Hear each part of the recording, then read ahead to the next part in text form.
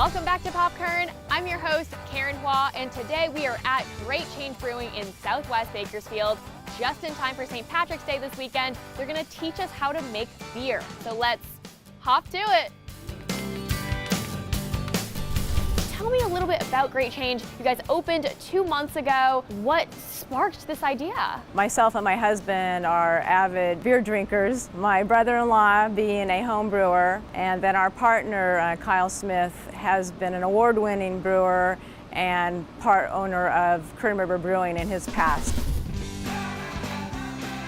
It all begins with our malt, or the grain, which is normally either a barley or a wheat. This machine will take the grain from the bags and mill it down to a specific size. The darker roasted malts will create more of the coffee and chocolate notes. So next, here the grain is mixed with the hot water. So after the grain has sat with that nice warm water for a while, it creates what is called the wort. So the wort is then transferred over to what we call the kettle, which is where it gets cooked. It gets brought to just the precise temperature for that particular beer. You can be off by just minutes and it could ruin the beer. It is then transported over to the fermenter where it's going to spend the rest of its time. On average, from start to finish is roughly 2 weeks.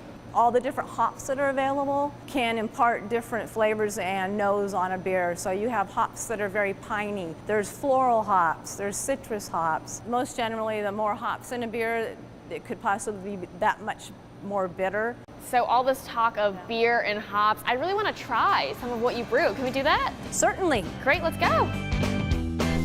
How many beers on tap do you have? We have the ability to do 19. And you say that all of the beer you serve in-house is brewed in-house. It is all brewed right here, yes. That's incredible. So what are we trying here today? Well, first we're going to try the blonde ale, which is a very mellow and easy drinking beer. And as we taste these beers here, I'm joined by Jess Flowers. He's the founder of Bakersfield Craft Beers. They have a combined following of nearly 4,000 people across Instagram and Facebook.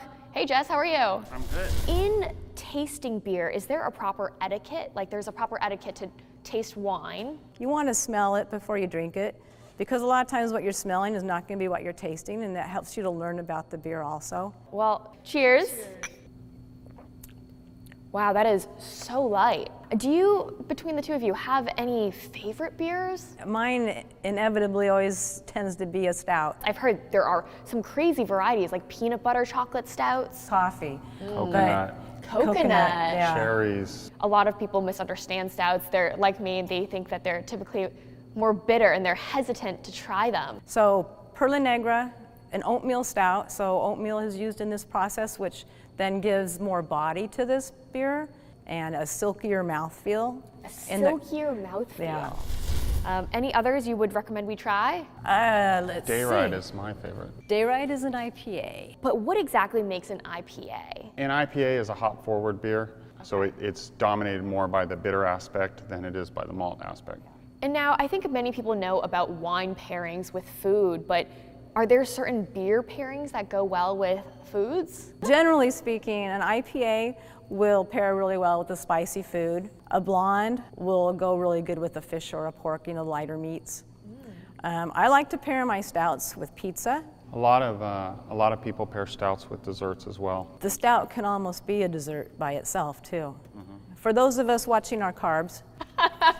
Craft beer culture especially has seen such a boom. Tell me about all the recent openings we've seen in the past few years. So Lengthwise is the original Kern River Brewing Company up in Kernville. Has been around for quite a while. And then more recently, within the last 5 years, we've seen Temblor Brewing Company. They're kind of a music and concert venue, and they brew their own beer there. And then Dionysus. Okay. And they're kind of an avant-garde brewing company. They specialize in sour-style beers. And then we also have a new brewery, Crusader Brewing, which was opened by some local home brewers. Each of us are offering something a little bit different, so it's a great chance to start your brewery hopping. Competition, which we don't even call it competition, but we all want to see each other succeed. So we work together a lot of times, and a lot of times we're friends with the other brewers. It's like one big family. That's an amazing note to end on. Thank you so much to Great Change for having us. And again, thank you all so much for joining us this week for Pop Kern. We'll see you back here next Friday.